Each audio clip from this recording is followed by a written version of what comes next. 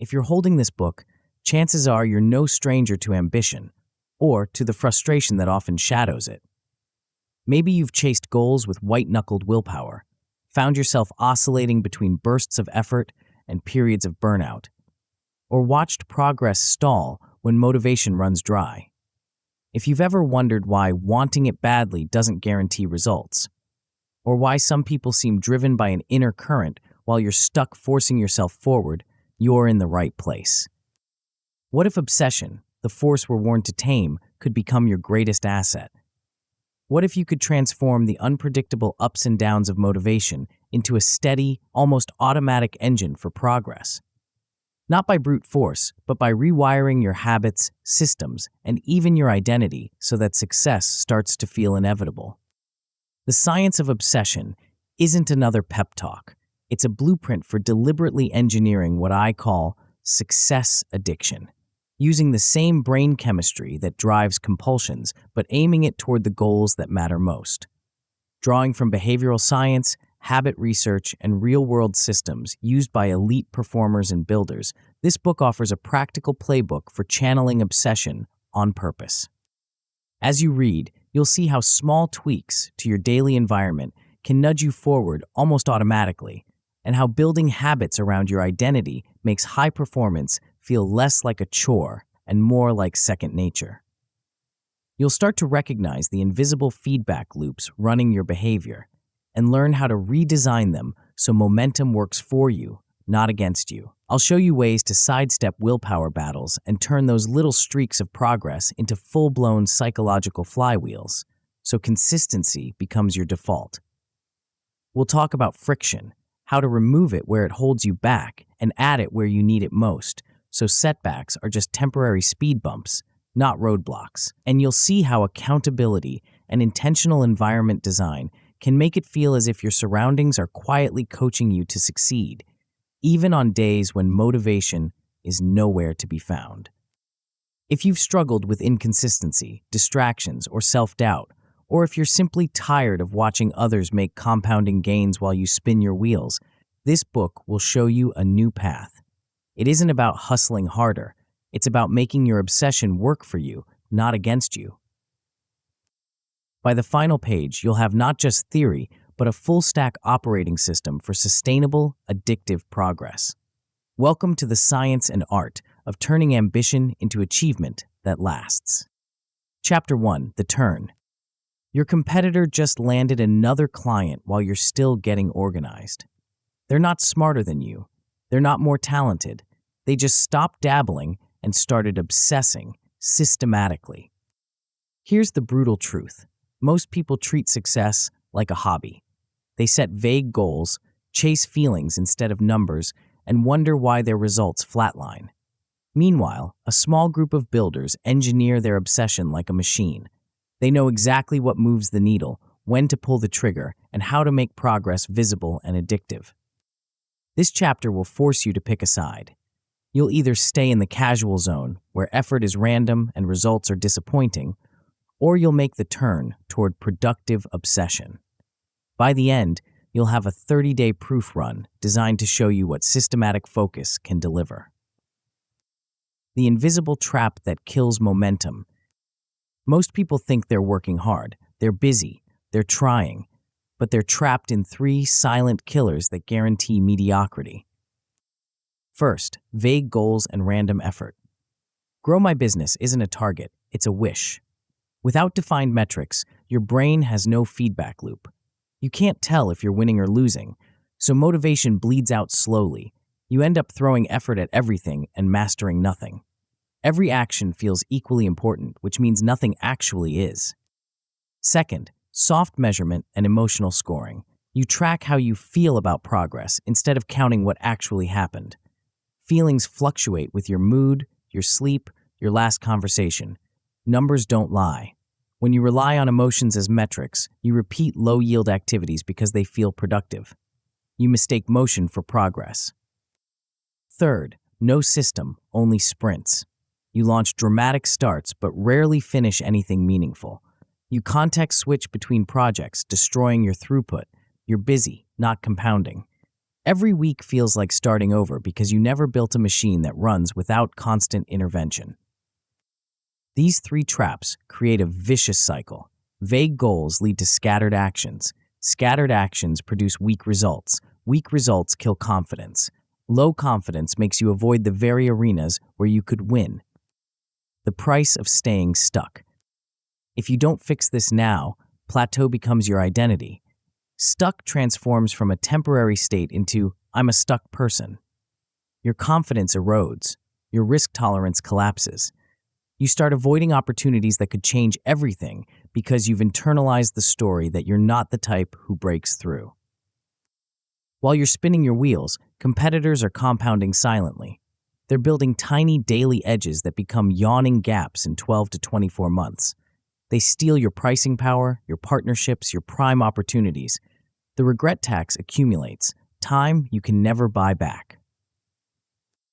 Here's what most people don't realize. The gap between winners and losers isn't talent, it's system design. Winners engineer their obsession, losers hope for inspiration. Your 30-day proof run. This book will give you a systematic obsession framework that works even when you don't feel like it. Your first milestone, a 30-day proof run that demonstrates what's possible when you stop improvising and start engineering. You'll pick one arena, revenue, skills, relationships, creative output, and set one numeric target, not improve sales, something like 30 qualified leads or 10 new partnerships or $5,000 additional MRR. One number, 30 days, no exceptions. You'll identify 3 lead metrics you control daily. These are the inputs that drive your lag metric. If your target is 30 qualified leads, your lead metrics might be outreach messages sent, follow-up calls made, content pieces published. You'll track these religiously. You'll build a visible 21-day action streak using a simple scoreboard. Every day you hit your lead metrics, you mark an X on a wall calendar. The chain becomes addictive. Missing feels wrong. The visual progress triggers dopamine, which reinforces the behavior. You'll install floor and ceiling rules to prevent boom-bust cycles. Your floor is the minimum viable action, what you do even on terrible days. Your ceiling prevents overreach that leads to burnout. You'll create a restart protocol that triggers within 24 hours of any miss, so one bad day doesn't become a lost week. The compound effect of systematic obsession. When you continue this approach beyond 30 days, discipline starts feeling cheaper. The loops fire automatically. Willpower becomes backup fuel, not your primary engine. You start faster, finish calmer, recover quicker. Confidence turns quiet and steady, not the loud, fragile kind that needs constant validation. Your results compound. Revenue, skills, and network grow with less force because you're working with momentum instead of against friction. Opportunities start finding you because you've built a reputation for delivery. You earn strategic freedom, time for vision work instead of constant firefighting. The transformation isn't just professional. When you become someone who keeps promises to yourself, every relationship improves. People trust you more because you've become trustworthy. Your word carries weight because you've proven you honor it. The architecture of obsession. Building productive obsession requires specific steps in a specific order. You can't skip ahead or rearrange the sequence without breaking the system. First, you pick one arena and set a numeric win. You define a clear lag metric, the result you want. You choose 3 lead metrics, the behaviors that drive that result. You set a 30-day horizon and resist the urge to add new goals mid-sprint. Focus is your competitive advantage. Second, you design cue action reward loops. You anchor your lead metric behaviors to fixed cues you already encounter. After your morning coffee, after your team stand-up, after your commute. You define minimum viable actions that take 2 minutes or less. You install instant micro-rewards, a tick on your wall chart, a brief celebration, a note in your win journal. Third, you install friction design and focus walls. You subtract 1 step from every start and add 2 steps to every distraction. You time box deep work and lock devices out during those blocks. You create a public scoreboard to harness social proof. When others can see your progress, you're less likely to quit. Fourth, You enforce with accountability. You set money or reputation stakes that actually hurt if you miss. You schedule midweek and weekly check-ins with someone who tells you the truth. You create escalating consequences that trigger automatically. No negotiation, no excuses. This order matters. Triggers come before tactics, because without cues, actions don't start. Rewards without immediacy don't teach your brain to crave the loop. Measurement after action closes the feedback cycle. Identity comes last, then gets locked in place through public proof and restart protocols. Winners versus losers, the mindset split. The difference between winners and losers isn't intelligence or resources, it's attitude toward measurement and focus. Winners count, losers guess. Winners track starts, not just outcomes. They know exactly how many pitches they sent, calls they made, pieces they shipped. Losers track feelings. I think I worked hard this week. Winners adjust fast when data shows they're off course. Losers defend habits that aren't working because changing feels like admitting failure. Winners recommit daily through small, consistent actions. Losers plan to plan. They spend more time organizing their approach than executing it. Winners protect focus like a scarce resource. They say no to good opportunities so they can say yes to great ones. Losers protect excuses. They say maybe later to everything, which means no to progress. Winners design environments that support their goals. They remove friction from desired behaviors and add friction to distractions. Losers blame environments for their lack of progress while refusing to change anything about their setup. Most importantly, winners see action as duty to themselves, their team, their future. They don't wait for motivation. They start because starting is what they do. It's who they are. The choice is yours. You can keep dabbling, hoping things will somehow get better, or you can make the turn towards systematic obsession. The next chapter will show you exactly how to engineer the neurochemistry that makes discipline feel automatic. But first, you need to decide, are you ready to stop being casual about the thing that matters most? Before we continue, make sure to subscribe to Grow to the Top and activate notifications to receive more self-improvement tips that will supercharge your growth. And make sure to give this video a thumbs up and share it with your friends. It really helps the channel grow. Thank you for your support. Chapter 2, Drive Chemistry. You've felt it before, that electric moment when everything clicks. Your fingers move faster across the keyboard. Ideas flow like water. Time disappears. You're not forcing yourself to work. You're being pulled forward by something deeper than willpower. Most people call this being in the zone and treat it like lightning, unpredictable, uncontrollable, gone as quickly as it came. They wait for inspiration to strike, then wonder why their productivity swings between feast and famine. But what if I told you that this state isn't random? What if the very neurochemistry that drives your most productive moments could be engineered, bottled, and deployed on command? Welcome to Drive Chemistry, the science of converting motivation from a mood into a mechanism. By the end of this chapter, you'll understand why some people seem naturally driven while others struggle to start, and more importantly, how to hack your brain's reward system to make discipline feel automatic. The hidden engine of human drive. Your brain runs on a chemical currency you've probably heard of but never truly understood. Most people think dopamine is the pleasure chemical, the reward you get after achieving something. They're wrong, and this misunderstanding is why their motivation systems fail. Dopamine isn't pleasure, it's pursuit fuel. It spikes not when you get the reward, but when you predict you're about to get it. Your brain releases dopamine in the moments before the payoff, creating the craving that drives action. This is why you feel most energized at the start of a project, not at the end. Here's where it gets interesting. Your brain learns through something called reward prediction error. When the actual reward exceeds your expectation, dopamine surges and your brain says, "Do that again." When the reward falls short, dopamine drops and your brain loses interest. When the reward matches expectation exactly, the system stays neutral. This explains why lottery tickets are addictive, but salary checks aren't. The lottery offers variable, unpredictable rewards that keep your prediction system guessing.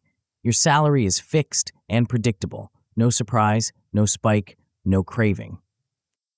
Most productivity advice ignores this fundamental truth. It tells you to set big goals and work toward distant rewards. But your brain is designed for immediate feedback loops. When the gap between action and reward stretches too long, the dopamine system shuts down. You lose the chemical drive that makes effort feel effortless. The solution isn't to abandon long-term goals. It's to engineer immediate micro-rewards that keep your pursuit system engaged while you work toward bigger outcomes. The motivation myths that keep you stuck. Before we build your drive system, let's destroy 3 myths that sabotage most people's efforts.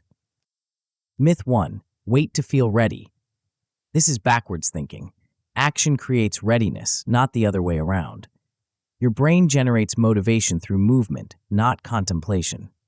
When you start before you feel ready, you trigger the very neurochemical cascade that makes you want to continue.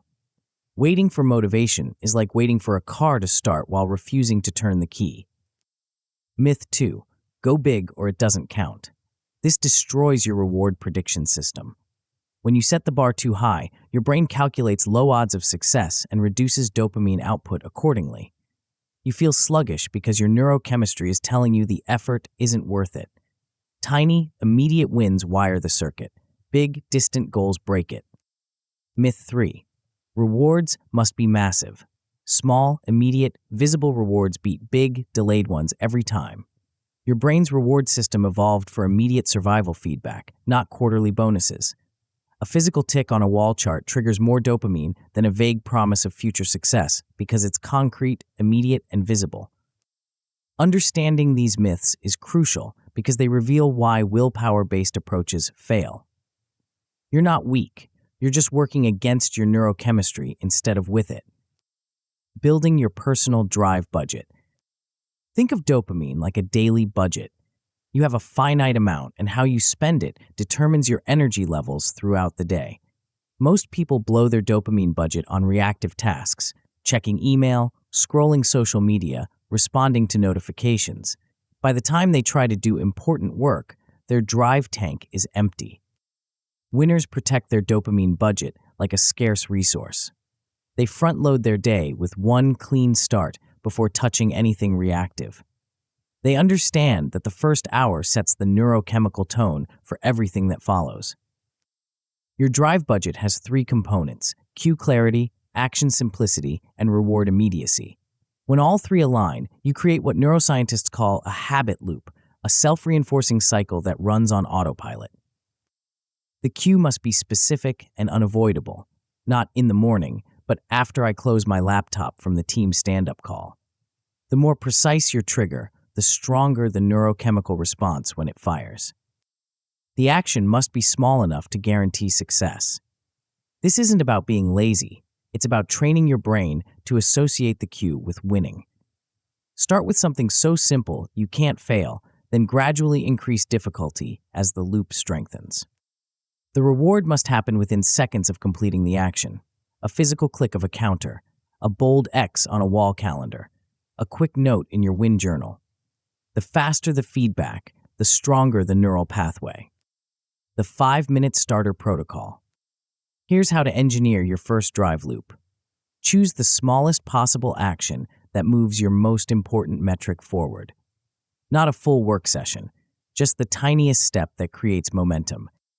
If your goal is more sales conversations, your 5-minute starter might be opening your CRM and sending one outreach message. If you're building content, it might be writing one paragraph. If you're developing a skill, it might be practicing one technique. The key is linking this micro-action to a fixed cue you encounter daily. After your morning coffee, after your team check-in, after you close your commute playlist, the cue becomes the trigger that launches your drive system without requiring conscious decision-making. Protect this starter with a timer. Set 5 minutes and stop when it rings, even if you want to continue. This creates what psychologists call the Zeigarnik effect. Your brain maintains tension around unfinished tasks, making you eager to return tomorrow.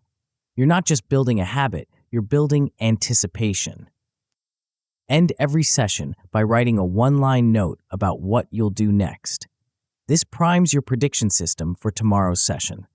Your brain starts generating dopamine before you even begin because it knows what's coming. Micro rewards that wire success. The moment you complete your 5-minute starter, trigger an immediate micro reward. This isn't optional. It's the mechanism that teaches your brain to crave the loop. Physical rewards work best because they engage multiple senses. Click a handheld counter, mark an X on a wall calendar, ring a small bell. The sound and motion create a stronger neural imprint than digital tracking alone. Track your reward prediction error after each session. Was the experience better, same, or worse than expected? If it's consistently worse, reduce the difficulty. If it's consistently better, you can gradually increase the challenge. The goal is to keep your prediction system slightly positive, always expecting good things, but occasionally being surprised by great ones. This is where most people make a critical mistake. They either under-reward, no dopamine spike, or over-reward, system becomes numb. The sweet spot is small, consistent, immediate feedback with occasional unexpected bonuses. Variable reinforcement, the engagement multiplier. Once your basic loop is running smoothly, add an element of surprise to prevent habituation. Your brain adapts to predictable rewards, but it never adapts to unpredictable ones. Create a simple variable reinforcement system. If you hit your starter 5 days in a week, you earn a blind draw from a small prize box. Maybe it's a favorite snack, a short walk outside, or permission to watch one episode of a show you enjoy. The prizes don't need to be expensive, they just need to be random. Randomize the timing too. Sometimes the bonus comes after 3 days, sometimes after 7. This unpredictability maintains the anticipation that keeps your dopamine system engaged long-term.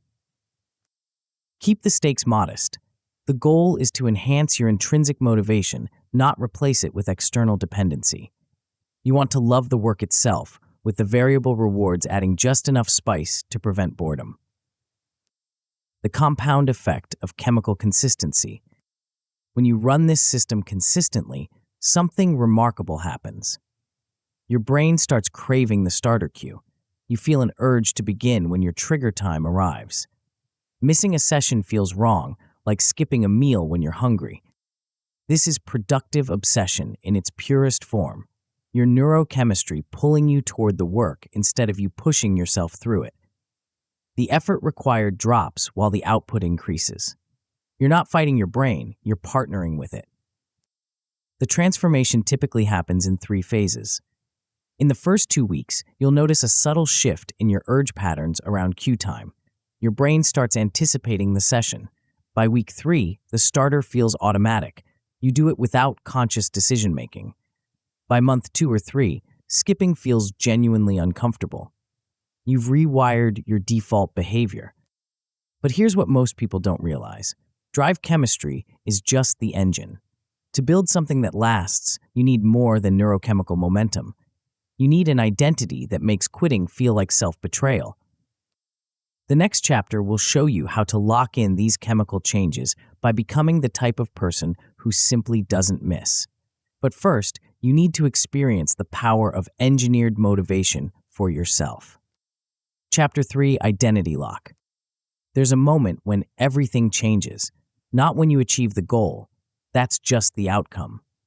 The real shift happens when you stop trying to be consistent and start being the type of person who simply doesn't miss. You've probably experienced glimpses of this transformation. Maybe you became someone who works out and suddenly skipping the gym felt wrong. Or you became someone who reads daily and going to bed without opening a book created genuine discomfort. These weren't willpower victories. They were identity shifts. Most people chase behavior change by focusing on outcomes. They want to lose weight, make more money, or build better relationships. But they're attacking the problem from the wrong angle. Sustainable change doesn't come from wanting different results. It comes from becoming a different person, someone for whom the desired behavior is simply part of who they are. This chapter will show you how to engineer that identity shift deliberately. You'll learn to lock in your drive chemistry from the previous chapter by making it part of your core self-concept. By the end, you'll understand why some people make change look effortless while others struggle with the same habits for years. The hidden power of self-concept. Your brain has a built-in consistency engine that most people never learn to leverage.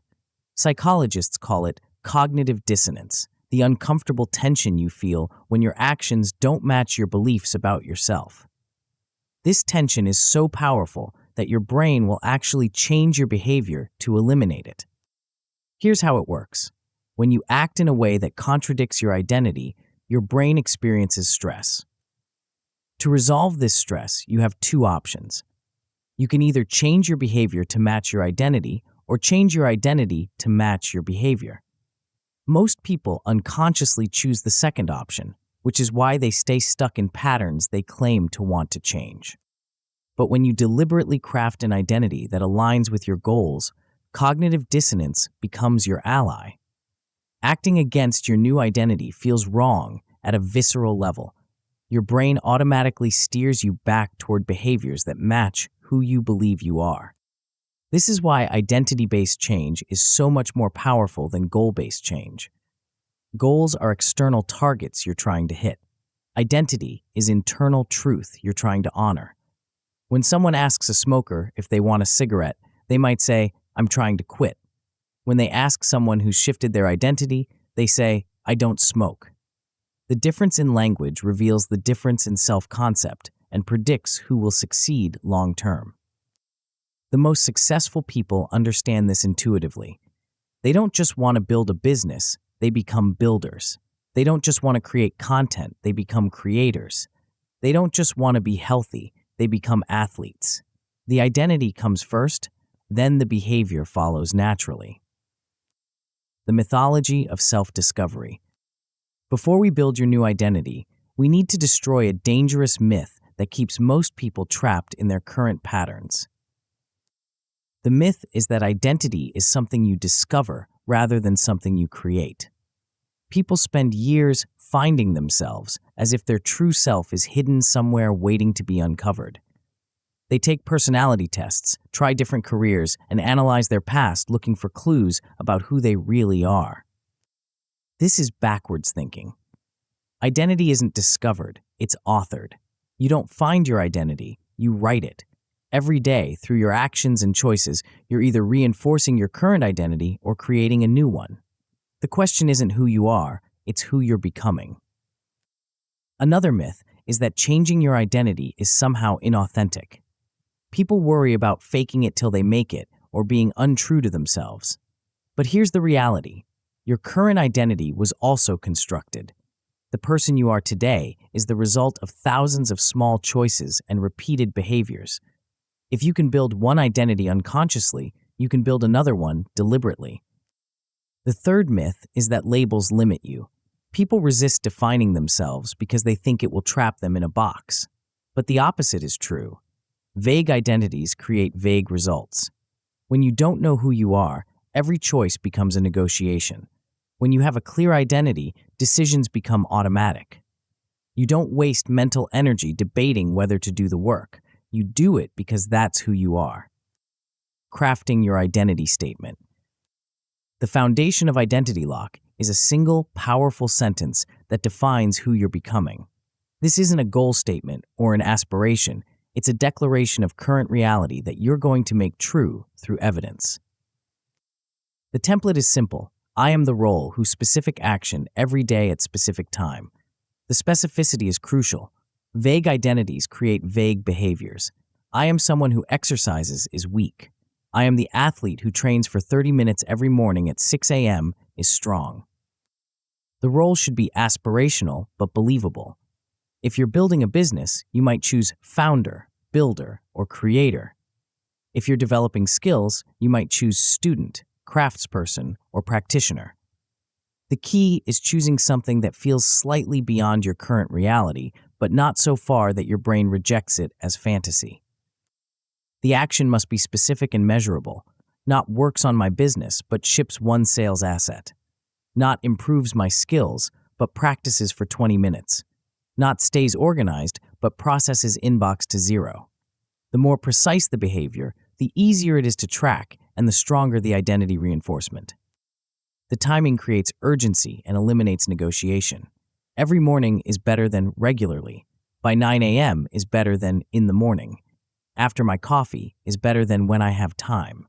When you remove timing ambiguity, you remove the opportunity for your brain to rationalize delays. Add a non-negotiable clause for difficult days.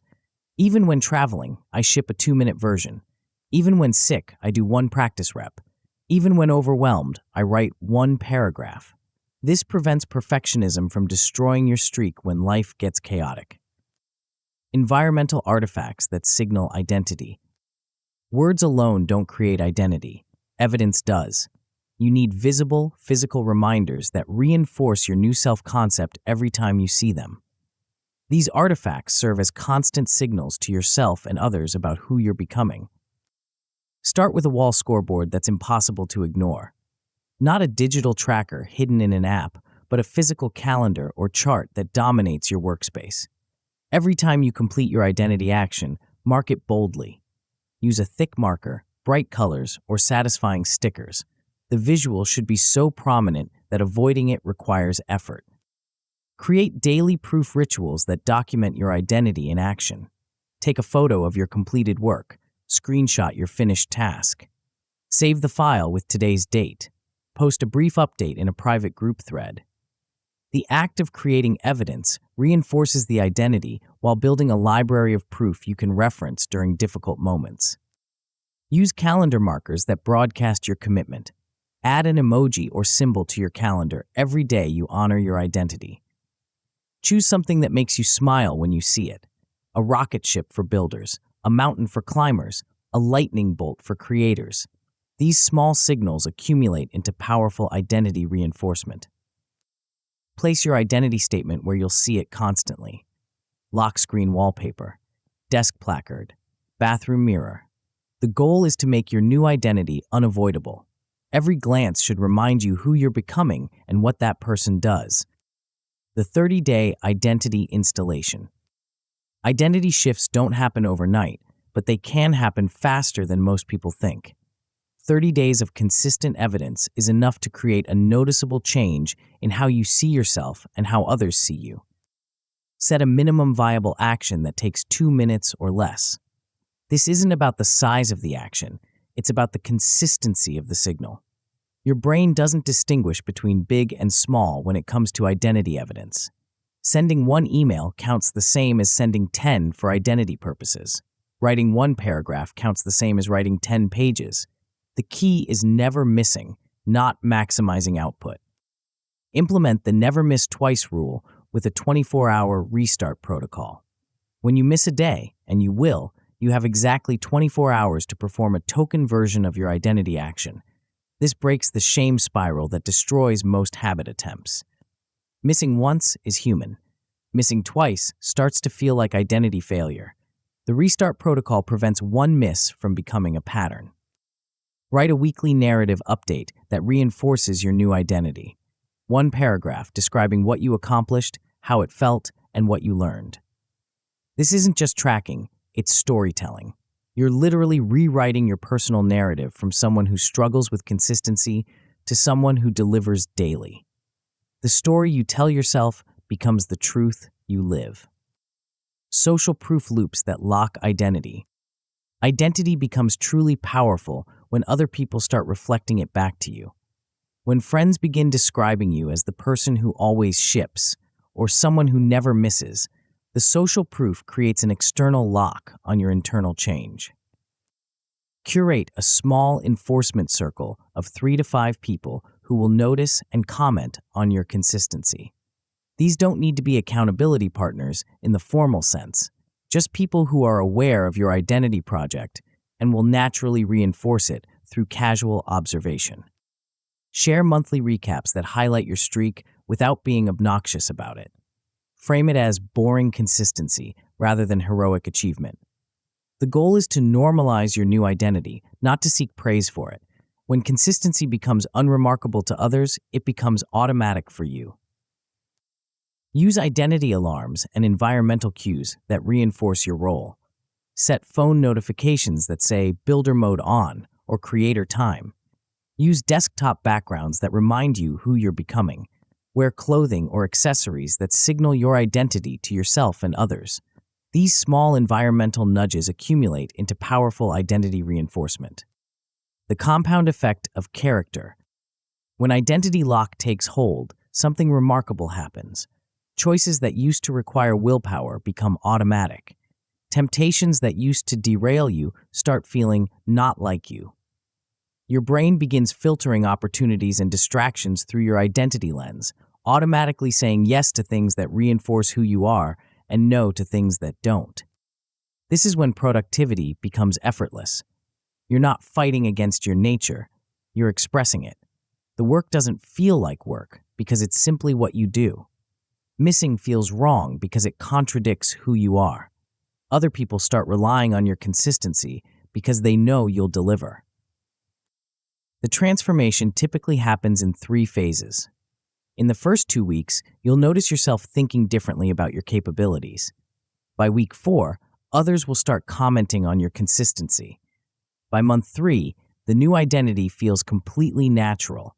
You've successfully rewritten your self-concept. But identity alone isn't enough to sustain long-term obsession. Even the strongest identity can weaken without the right structural support. The next chapter will reveal how to build automatic systems that make your new identity practically impossible to abandon, even when life throws you curveballs. Chapter 4: Reward Loops. Watch a master pianist's fingers dance across the keys. Every movement flows seamlessly into the next. There's no hesitation, no conscious decision-making, just pure, automatic execution. The music emerges not from willpower, but from thousands of perfectly wired neural pathways firing in sequence. Your most productive moments work the same way. When you're in flow, you're not making conscious choices about what to do next. You're riding a series of interconnected loops that pull you forward without effort. The problem is that most people leave these loops to chance, hoping they'll spontaneously emerge when needed. But what if you could engineer these loops deliberately? What if you could create automatic sequences that launch your most important work without requiring any conscious decision-making? This chapter will show you how to build reward loops so tight and compelling that starting becomes as automatic as breathing. The secret isn't in the size of your actions. It's in the precision of your triggers and the immediacy of your rewards. By the end of this chapter, you'll understand why some people seem to effortlessly maintain productive habits while others struggle to start even the simplest tasks. The autopilot advantage. Your brain is constantly looking for ways to conserve energy. Every conscious decision burns glucose, so your neural system prefers to run on autopilot whenever possible. This is why you can drive home from work without remembering the journey, or why you automatically reach for your phone when you hear a notification sound. Most productivity advice fights against this tendency, demanding that you make conscious choices about when and how to work. But the most successful people do the opposite. They design systems that exploit your brain's preference for automation.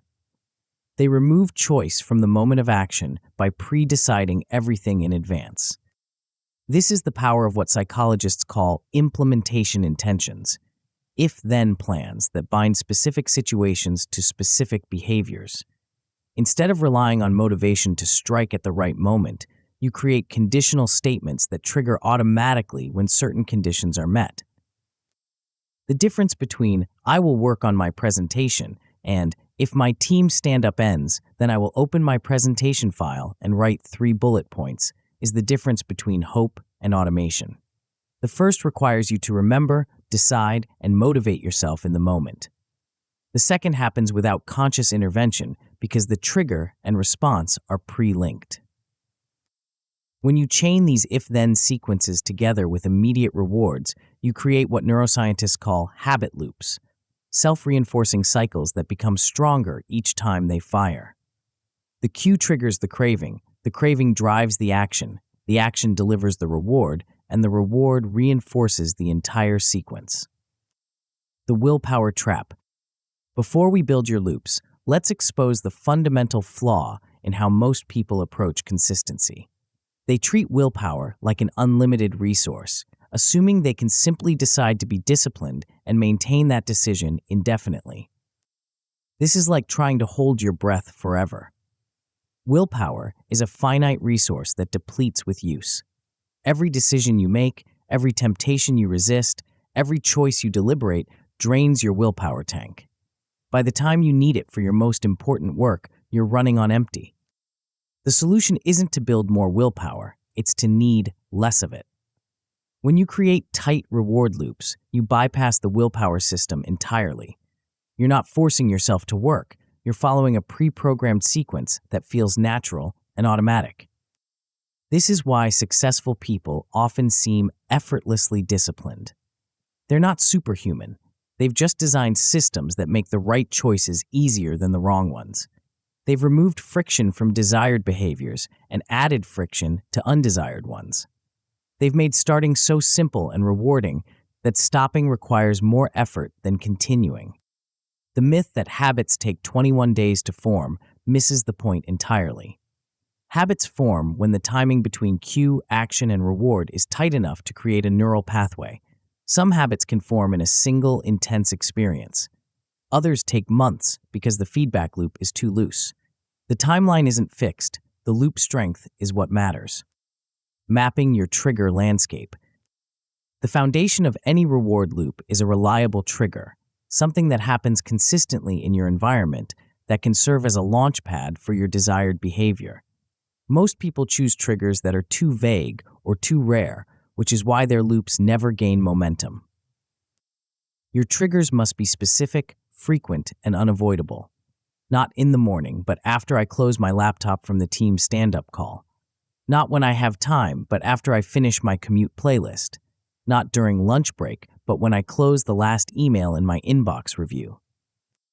The best triggers are events you already experience daily without having to remember or plan them. Your phone alarm, the end of a recurring meeting, the moment you sit down at your desk, the sound of your coffee maker finishing its cycle. These anchors already exist in your routine.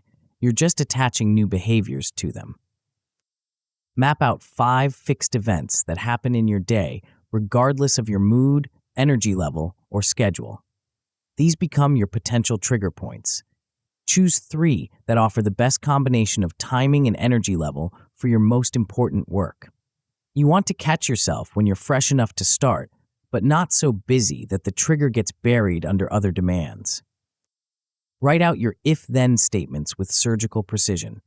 If my morning alarm goes off, then I open my CRM and send 1 outreach message. If I close my email after the noon review, then I open my content calendar and write 1 paragraph. If I finish my commute playlist, then I open my project file and complete 1 task. The specificity eliminates decision fatigue. When the trigger fires, you don't debate what to do, you execute the pre-programmed response. Your brain recognizes the pattern and follows the established pathway without conscious intervention. Minimum viable actions that guarantee success. The action component of your loop must be small enough to guarantee success even on your worst days. This isn't about being lazy. It's about training your brain to associate the trigger with winning. Once the loop is established, you can gradually increase the intensity. Your minimum viable action should take 2 minutes or less and must advance your most important metric. If you're building a business, it might be sending 1 outreach message or writing 1 social media post. If you're developing skills, it might be practicing 1 technique or reading 1 page. If you're creating content, it might be writing 1 paragraph or recording 1 voice memo. The key is choosing something so simple that you can't fail, but meaningful enough that it creates real progress. Your brain needs to experience both the satisfaction of completion and the evidence of advancement. Too small, and you won't feel accomplished. Too big, and you'll avoid starting. Pre-stage everything you need for your minimum viable action. Open the document to the exact line where you'll start. Filter your contact list to show only the prospects you'll message. Queue up the specific tutorial you'll watch. Load the template you'll use. The goal is to eliminate every possible friction point between trigger and action. Put your tools within arm's reach and hide everything else. If you're writing, have only your document open. No email, no social media, no other browser tabs. If you're making calls, have only your CRM and phone visible. If you're practicing a skill, have only the relevant materials accessible. Every visible alternative creates decision fatigue and weakens the loop. The immediate reward system. The moment you complete your minimum viable action, you must trigger an immediate reward. This isn't optional, it's the mechanism that teaches your brain to crave the entire sequence. The faster the reward follows the action, the stronger the neural pathway becomes. Physical rewards work better than digital ones because they engage multiple senses. Click a handheld counter and hear the satisfying sound. Mark a bold X on a wall calendar and see the visual progress. Ring a small bell and feel the tactile feedback. These multisensory experiences create stronger neural imprints than simply checking a box in an app. The reward should be immediate, visible, and personally meaningful. A physical tick on your wall scoreboard, a quick celebration dance that makes you smile, a brief moment of self-acknowledgement where you say, "I did it" out loud. The size doesn't matter, the timing does. The reward must happen within 10 seconds of completing the action. Create a brief celebration ritual that you genuinely enjoy. This might feel silly at first, but your brain doesn't distinguish between important and trivial when it comes to reward processing. A 10-second victory dance triggers the same dopamine response as a major achievement. The key is consistency. The same reward following the same action creates the strongest conditioning. Track your progress in a way that makes improvement visible. Use a wall calendar where you can see your streak growing. Keep a simple tally that shows your cumulative total. Create a visual chart that displays your momentum. The goal is to make progress tangible so your brain can see the compound effect of your daily actions. Variable reinforcement that sustains engagement. Once your basic loop is running smoothly, add an element of unpredictability to prevent habituation. Your brain adapts to predictable rewards, but it never adapts to variable ones. This is why slot machines are addictive, while salary checks aren't. The unpredictability maintains engagement indefinitely. Design a simple variable reward system that activates when you hit certain consistency milestones. If you complete your minimum viable action 5 days in a week, you earn a random bonus from a predetermined list. Maybe it's permission to watch an episode of your favorite show, a small purchase you've been wanting, or an hour doing something you enjoy. Keep the variable rewards modest and random. The goal is to add spice to your intrinsic motivation, not replace it with external dependency. You want to love the work itself, with the variable rewards providing just enough surprise to maintain long-term engagement. Randomize both the timing and the size of your bonuses. Sometimes the reward comes after 3 days, sometimes after 7. Sometimes it's small, sometimes it's more significant. This unpredictability keeps your brain's reward prediction system engaged because it never knows exactly what's coming next. The compound effect of systematic triggers. When you run multiple reward loops consistently, something remarkable happens. Your brain starts anticipating the triggers and craving the actions. You feel an urge to start when your cue time arrives. Missing a loop feels uncomfortable, like leaving a song unfinished or a story incomplete. This is productive obsession in its purest form, your environment pulling you toward the work instead of you pushing yourself through it. The effort required drops while the output increases. You're not fighting your nature, you're programming it. The transformation typically happens in 3 phases. In the first week, you'll notice the loops feel mechanical but manageable. By week 2, they start feeling natural, and you begin extending sessions voluntarily. By week 4, the triggers create genuine anticipation, and missing feels wrong. But even the strongest loops can weaken without proper protection. Environmental chaos, competing priorities, and simple forgetfulness can break your carefully constructed sequences. The next chapter will reveal how to build momentum that's so powerful it survives disruption and actually grows stronger under pressure. Chapter 5, Streak Momentum. There's something almost magical about an unbroken chain. You've felt it before. That growing sense of power as each day adds another link to your streak. Day 3 feels manageable. Day 7 feels significant. Day 21 feels unstoppable. By day 30, breaking the chain doesn't just feel like missing a task, it feels like betraying who you've become. Most people stumble onto this phenomenon accidentally. They start a habit, maintain it for a while, and suddenly realize they don't want to break their streak. But they treat it like a happy accident rather than a systematic tool. They don't understand why some streaks feel effortless while others collapse at the first sign of resistance. The secret isn't in the length of the streak, it's in how you design it. The most powerful streaks aren't built on perfection, they're built on resilience. They survive travel, stress, sickness, and chaos because they're engineered to bend without breaking. They turn momentum into identity and identity into unstoppable forward motion. This chapter will show you how to weaponize streak psychology deliberately.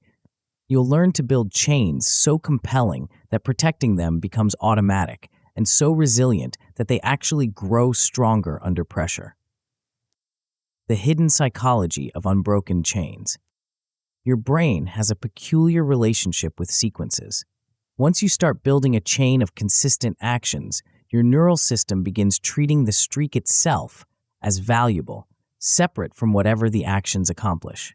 This is why people will go to extraordinary lengths to maintain a meditation streak, a workout streak, or a writing streak, even when they're not particularly motivated to meditate, exercise, or write.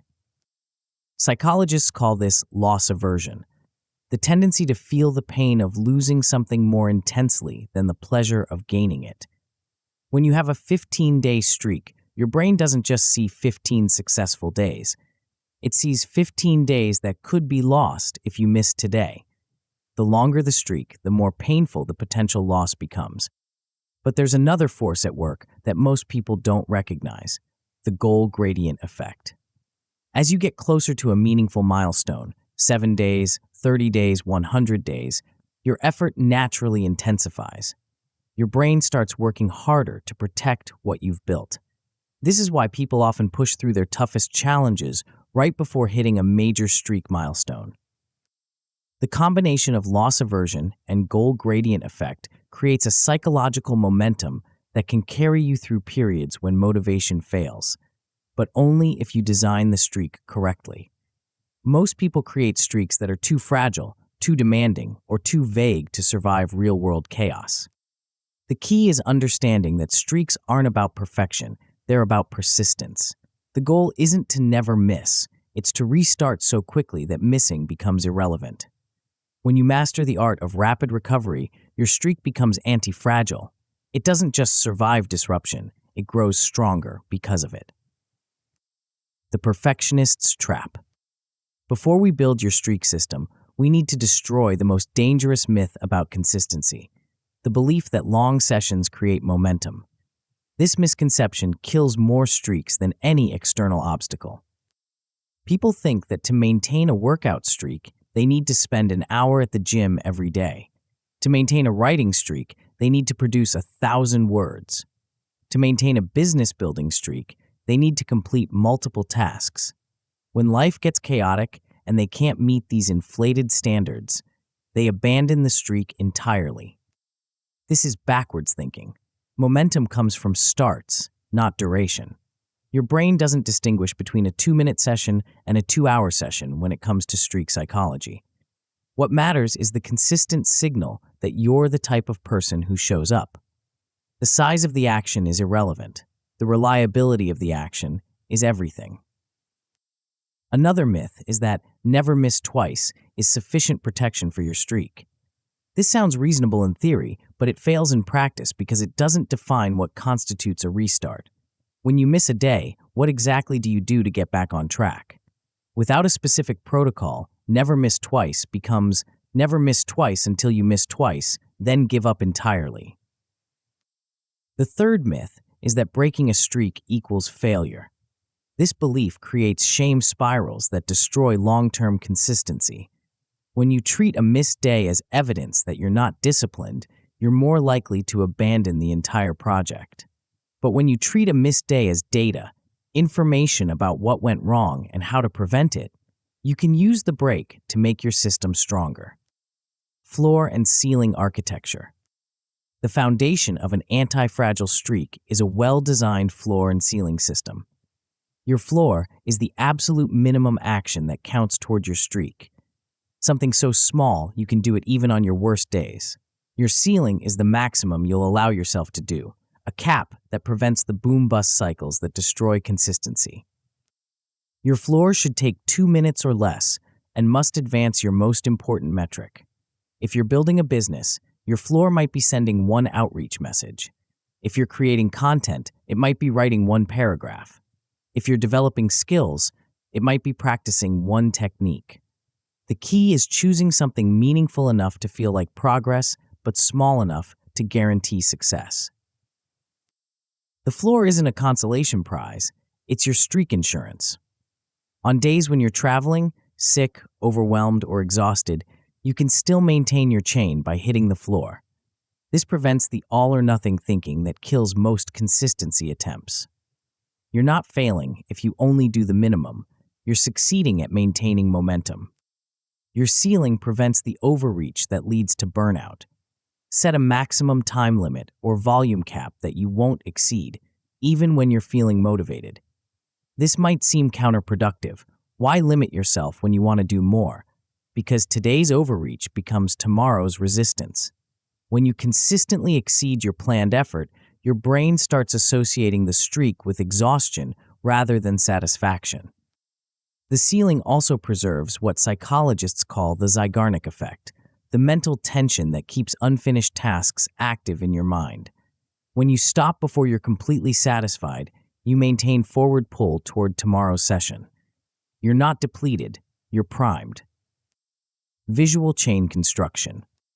Your streak needs to be visible to be powerful. Digital tracking apps are convenient, but they lack the visceral impact of physical progress markers. Your brain responds more strongly to visual cues that exist in your physical environment than to numbers hidden in your phone. Create a wall calendar dedicated solely to your streak. Use bold markers, bright colors, or satisfying stickers to mark each successful day. The visual should be prominent enough that you can't ignore it when you enter your workspace. Every glance should remind you of your momentum and your commitment. Develop a simple color coding system that tells the story of your effort. Use one symbol for hitting your floor, another for reaching your ceiling, and a third for restart days. This creates a visual narrative that shows not just consistency, but the quality and intensity of your efforts over time. Take weekly photos of your streak calendar and share them with a small accountability group. This adds social proof to your visual tracking. When others can see your progress, you're less likely to let the chain break. The combination of personal visibility and social accountability creates powerful psychological pressure to maintain momentum. The act of marking your progress should become a micro-celebration in itself. Choose markers that feel satisfying to use. Make the marking motion deliberate and mindful. This brief ritual reinforces the reward loop and makes the streak feel valuable, independent of its ultimate purpose. The art of ending on a win. How you end each streak session is just as important as how you start it. Most people work until they're exhausted, depleted, or stuck. This creates negative associations with the activity and makes tomorrow's start feel harder. Instead, you want to end each session with forward momentum intact. Stop one repetition before you feel completely finished. If you plan to write for 20 minutes, stop at 18. If you intended to make 5 calls, stop at 4. If you scheduled 30 minutes of practice, end at 28. This preserves your energy and enthusiasm for the next session. Immediately after stopping, write a brief next step note that primes tomorrow's start. Don't just write what you'll do, write exactly where you'll begin. Start with the third bullet point in the pricing section. Call the first 3 names on the filtered prospect list. Practice the chord progression from measure 16. This eliminates the startup friction that kills momentum. Create a 10-second celebration ritual that marks the successful completion of your streak day. This might feel silly, but your brain needs a clear signal that the session was successful. A brief victory dance, a moment of self-acknowledgement, or a satisfying sound can encode the positive experience and make you eager to repeat it tomorrow. Log one specific thing you learned or accomplished during the session. This serves multiple purposes. It reinforces the value of the work, it creates a record of progress over time, and it primes your brain to notice learning opportunities in future sessions. The act of reflection transforms routine repetition into conscious improvement. The 24-hour restart protocol. When you miss a day, and you will, you have exactly 24 hours to execute your restart protocol. This isn't a suggestion, it's a non-negotiable system requirement. The speed of your restart determines whether a single miss becomes a pattern or remains an isolated incident. Within 24 hours of missing your streak, perform a 60-second token version of your streak action. This isn't about making up for the missed day. It's about reactivating the neural pathway before it weakens. Send one quick message. Write one sentence. Practice one technique. The goal is to signal to your brain that you're still the type of person who does this work. Announce your restart publicly to your accountability group or support network. This serves two purposes. It prevents you from quietly abandoning the streak, and it normalizes the restart process. When others see you bounce back quickly from misses, they learn that resilience is part of the system, not evidence of failure. Mark your restart day with a special symbol on your streak calendar. This visual reminder shows that you're someone who recovers quickly from setbacks. Over time, your calendar will tell a story of resilience rather than perfection. The restart marks become badges of honor rather than signs of weakness. Use the miss as data to strengthen your system. What caused the break? Was your floor too high? Was your trigger too vague? Was your environment not properly designed? Adjust one variable to prevent the same type of miss from happening again. Each restart makes your streak more anti-fragile. Momentum as identity fuel. When your streak reaches critical mass, usually around the 3-week mark, something fundamental shifts. The chain stops being something you maintain and becomes something that maintains you. Missing doesn't just feel like breaking a habit, it feels like betraying your identity. This transformation happens because consistent action creates consistent evidence of who you are. Every day you show up reinforces the story that you're someone who shows up. Every day you deliver reinforces the story that you're someone who delivers. The streak becomes proof of your character, not just your discipline. The longer your streak runs, the more other people begin to see consistency as part of your identity. They start describing you as the person who always ships or someone who never misses. This social proof creates external pressure to maintain the streak. But more importantly, it reflects back to you a version of yourself that you want to protect. Your streak becomes a source of quiet confidence that extends beyond the specific activity. When you know you can maintain a chain for 30, 60, or 90 days, you start believing you can maintain consistency in other areas too. The discipline becomes transferable. The identity becomes expansive. But even the strongest streak momentum can be disrupted by environmental chaos and competing priorities. The next chapter will reveal how to design your physical and digital environment so that maintaining your streak becomes the path of least resistance, even when everything around you is pulling in different directions.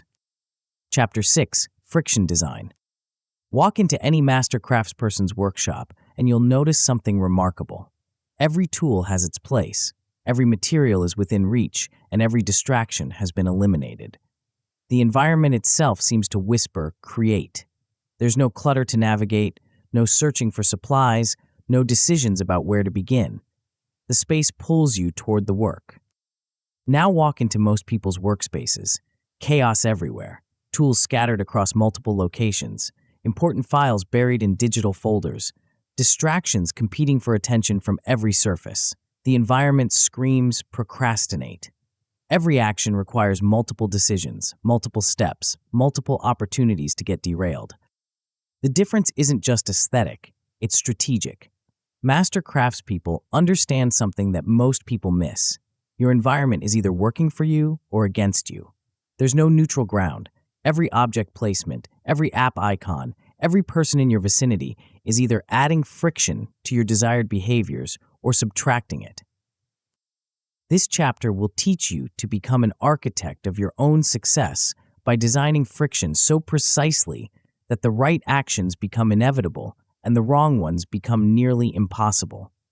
By the end, you'll understand why some people seem effortlessly productive while others struggle with the same tasks in the same amount of time.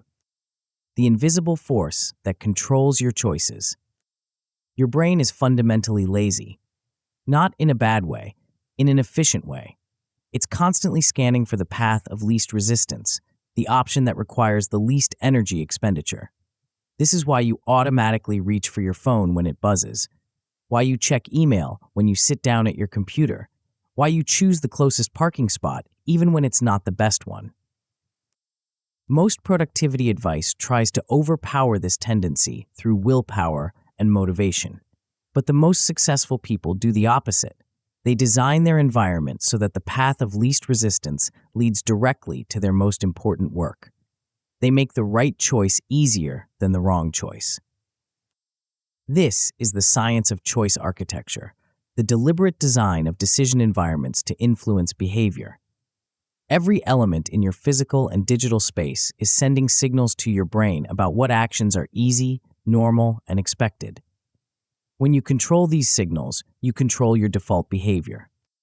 The power of friction design lies in its subtlety.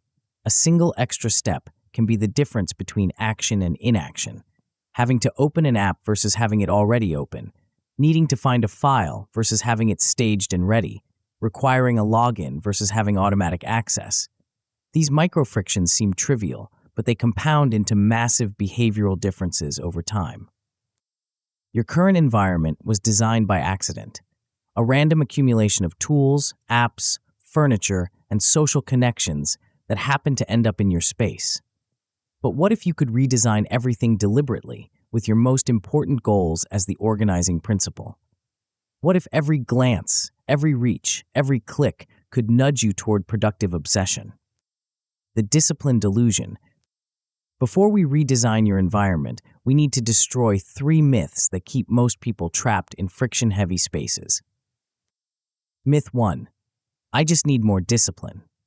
This assumes that willpower is the solution to environmental chaos. But willpower is a finite resource that depletes with use. Every time you have to resist a distraction, overcome a friction point, or make a choice between competing options, you drain your willpower tank. By the time you need it for your most important work, you're running on empty. The solution isn't more discipline, it's less need for discipline. When you remove friction from desired behaviors and add friction to undesired ones, you need less willpower to make the right choices. The environment does the heavy lifting, so your willpower can focus on the work itself. Myth 2. New tools will fix it. People constantly search for the perfect app, the ideal workspace setup, the magical productivity system that will solve all their problems. But more tools usually create more complexity, not more clarity. The goal isn't to have every possible option available, it's to have only the right options easily accessible. The most productive people often use fewer tools, not more. They choose simple, reliable systems and arrange them for maximum efficiency. They understand that the best tool is the one that disappears into the background, requiring no conscious thought to operate. Myth 3. More options equal freedom. This sounds logical, but ignores the psychological cost of choice. Every additional option requires mental energy to evaluate. Every visible alternative creates decision fatigue. When you have too many choices, you either freeze up or make suboptimal decisions just to escape the complexity. Strategic scarcity, deliberately limiting your options, actually increases your freedom by eliminating decision paralysis. When you can only see the tools and choices that serve your current goal, you move faster and with more confidence. Subtracting steps from success. The foundation of friction design is making your most important actions as easy as possible. This means eliminating every unnecessary step between intention and execution. Most people underestimate how much these micro-frictions slow them down and create opportunities for distraction. Start by mapping the exact sequence of actions required to begin your most important work. How many clicks does it take to open the right file? How many steps to access your key tools? How many decisions do you have to make before you can start producing? Each step is a potential failure point where you might get distracted, discouraged, or derailed. Pre-stage everything you need for tomorrow's work session before you end today's. Open the document to the exact line where you'll begin. Queue up the specific tutorial you'll watch. Filter your contact list to show only the prospects you'll call. Load the template you'll use. Set up your workspace so that starting requires zero setup time. Keep your essential tools within arm's reach and everything else out of sight. If you're writing, have only your keyboard, mouse, and a single notebook visible. If you're making calls, have only your phone, CRM, and a notepad accessible. If you're creating content, have only your camera, microphone, and script ready. Every visible alternative creates cognitive load and slows your start. Place your progress tracking system, your wall calendar, scoreboard, or streak counter directly in your primary field of view. This serves as both motivation and accountability. Every glance reminds you of your momentum and your commitment. The visual cue becomes an automatic trigger for your productive behaviors. Arrange your physical space so that your most important work happens in your most comfortable, well-lit, and energizing location. Don't relegate your key projects to a cramped corner or a cluttered desk. Give your priority work the prime real estate in your environment. Your brain associates location with importance, so make sure the message is clear. Adding speed bumps to distractions. While you're removing friction from productive behaviors, you need to add friction to time-wasting activities. The goal isn't to eliminate all distractions. That's impossible and unnecessary. The goal is to make distractions require conscious choice rather than automatic response. Implement a two-step rule for accessing your most problematic apps and websites. Instead of having social media apps on your phone's home screen, bury them in folders or move them to a secondary device that's physically separated from your workspace. Instead of having news websites bookmarked, require yourself to type the full URL each time. These small barriers give your conscious mind a chance to intervene before your automatic habits take over. Use app blockers and website filters during your deep work sessions. Don't rely on willpower to resist temptation. Use technology to eliminate temptation entirely. Whitelist only the essential tools you need for your current task. Block everything else, including email, messaging apps, and entertainment sites. The goal is to create a distraction-free bubble where only productive work is possible. Remove infinite scroll features from your digital environment. Unfollow accounts that don't serve your goals. Unsubscribe from newsletters that clutter your inbox. Delete apps that consume time without providing value. Turn off non-essential notifications. The fewer digital distractions competing for your attention, the easier it becomes to maintain focus on what matters. Create physical barriers between yourself and your most tempting distractions. Put your phone in another room during deep work sessions. Use a separate computer or browser profile for work versus personal activities. Keep entertainment devices out of your primary workspace.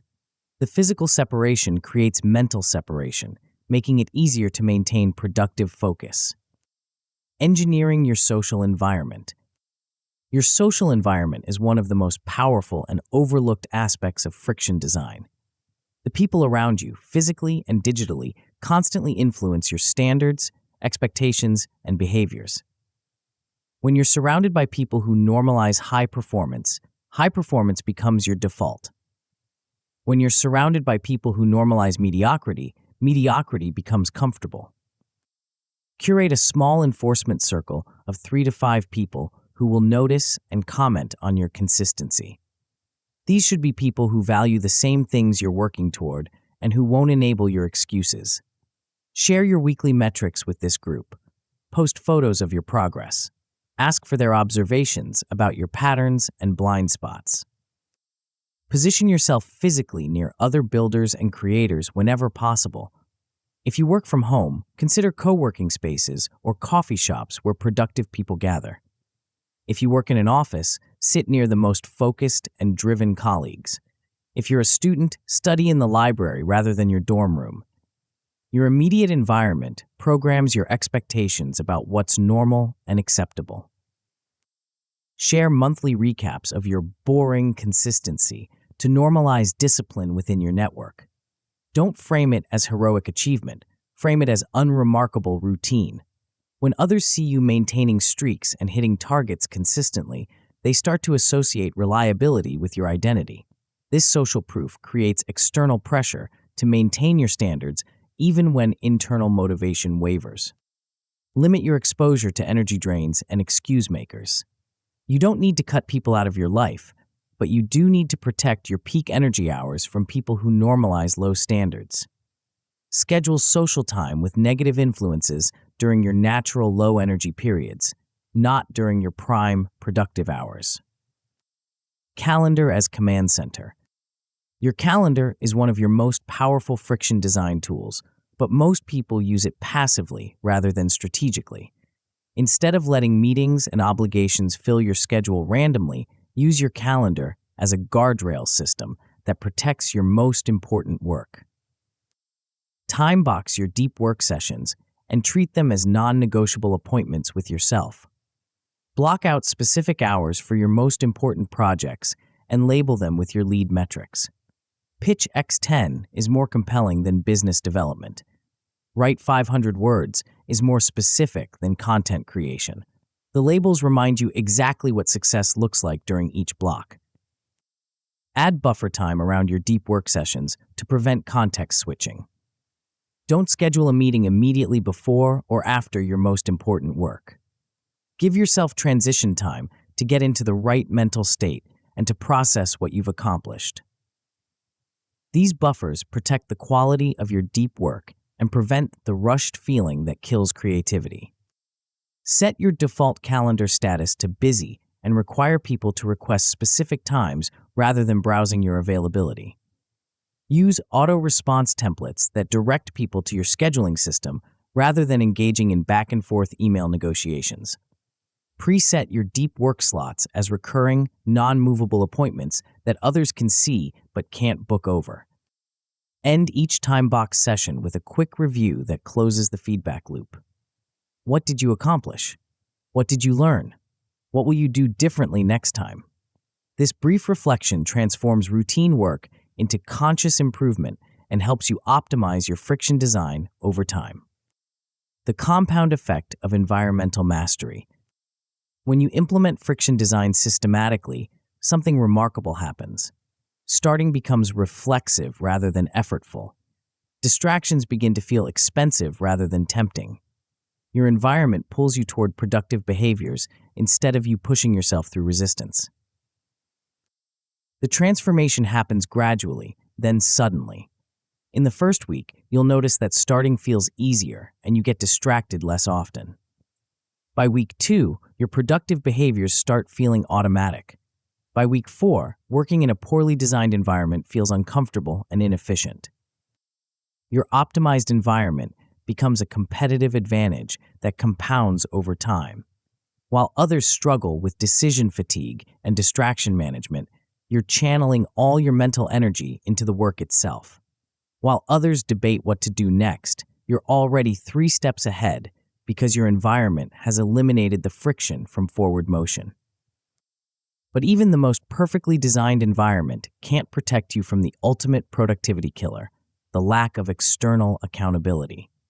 The next chapter will reveal how to build an accountability system so robust that letting yourself down becomes practically impossible, even when no one else is watching. Chapter 7, Accountability Net. You've made promises to yourself before, big ones. This time will be different. I'm really going to stick with it. I'll finally build that business, write that book, master that skill. And for a while, you believed it. The motivation felt real. The commitment felt solid. Then life happened.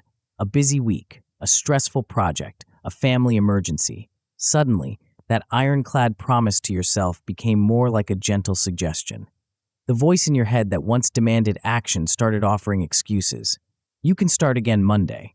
This isn't the right time. You'll get back to it when things calm down. Here's the uncomfortable truth. Promises you make to yourself in private are fragile. They bend under pressure. They negotiate with convenience. They disappear when no one is watching. But promises you make to others, especially promises with real consequences, are different. They have teeth. This chapter will show you how to build an accountability system so robust that backing down becomes more painful than pushing forward. You'll learn to transform your private goals into public contracts, your good intentions into binding commitments, and your solo struggle into a team-enforced identity. The psychology of public commitment. Your brain treats private promises and public commitments as fundamentally different things. When you promise yourself you'll work out every day, your brain files it under flexible intentions. When you promise your workout partner you'll meet them at the gym, your brain files it under social contracts. The difference in psychological weight is enormous. This happens because humans are wired for social cooperation. Breaking a promise to yourself might feel disappointing, but breaking a promise to someone else feels like a threat to your reputation, your relationships, and your standing in the community. Your brain's social monitoring system kicks in, creating psychological pressure that's much stronger than willpower alone. But not all accountability is created equal. Weak accountability, the kind where people nod sympathetically when you miss your targets, actually makes things worse. It normalizes failure and trains your brain to expect soft landings when you don't follow through.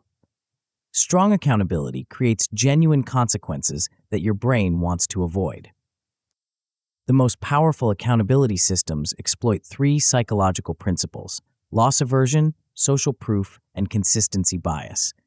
Loss aversion means you'll work harder to avoid losing something than to gain something of equal value. Social proof means you'll conform to what others expect from you. Consistency bias means you'll act in ways that align with your public identity to avoid cognitive dissonance.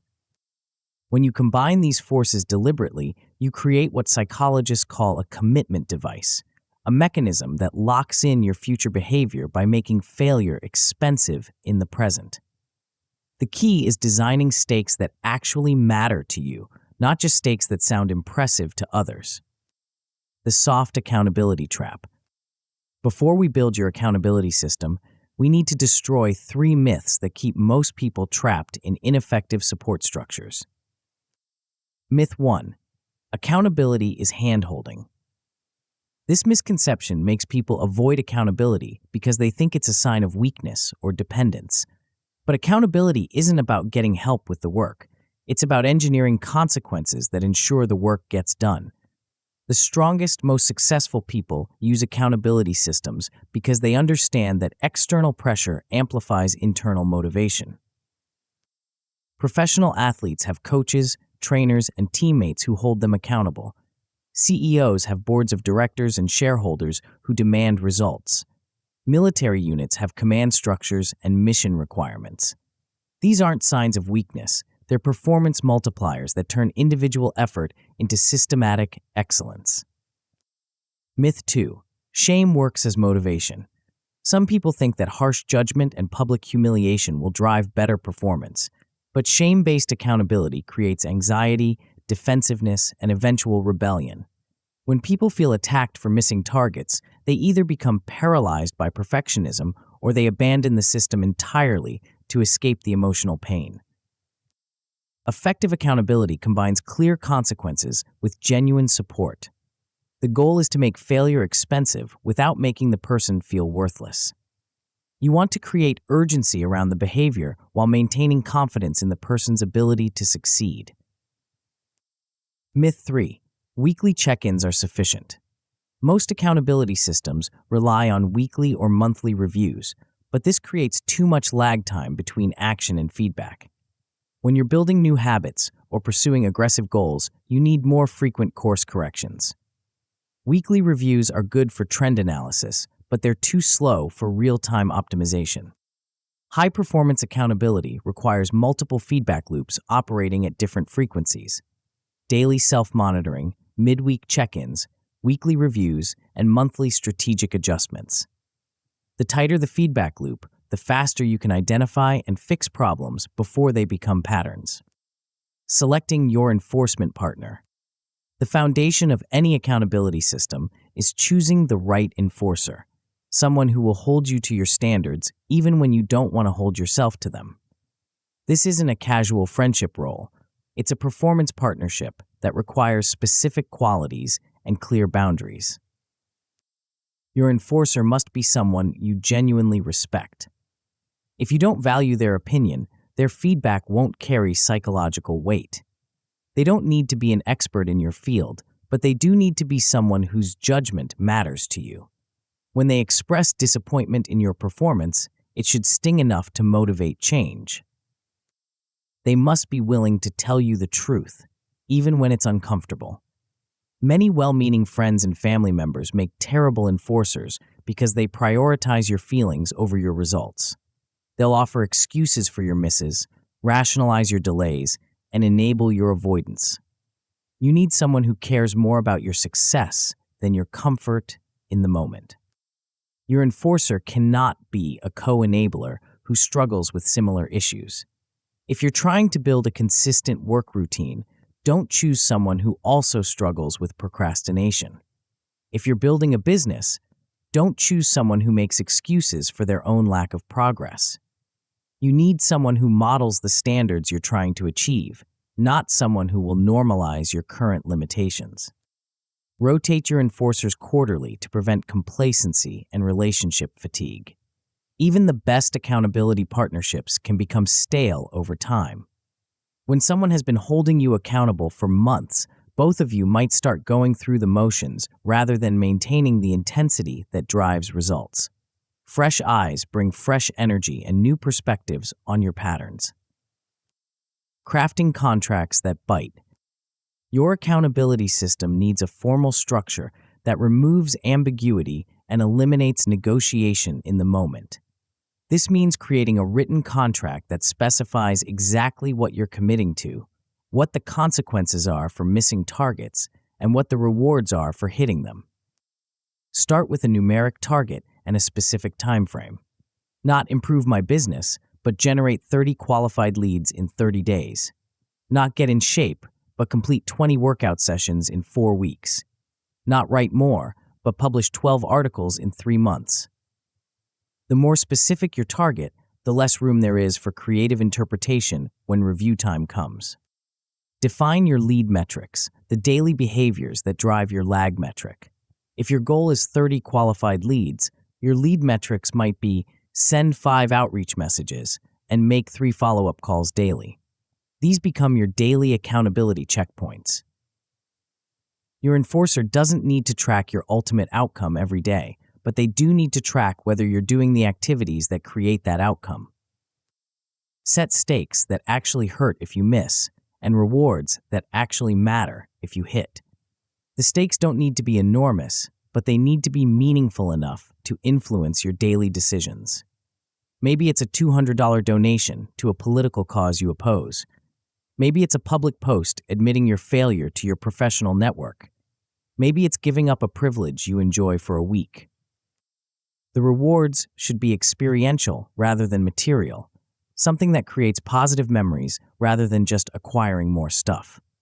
A weekend trip you've been wanting to take, a dinner at a restaurant you've been saving for a special occasion, an activity you enjoy but rarely prioritize. The goal is to create positive anticipation that pulls you forward, not just negative consequences that push you away from failure. Include a restart protocol that triggers automatically after any miss.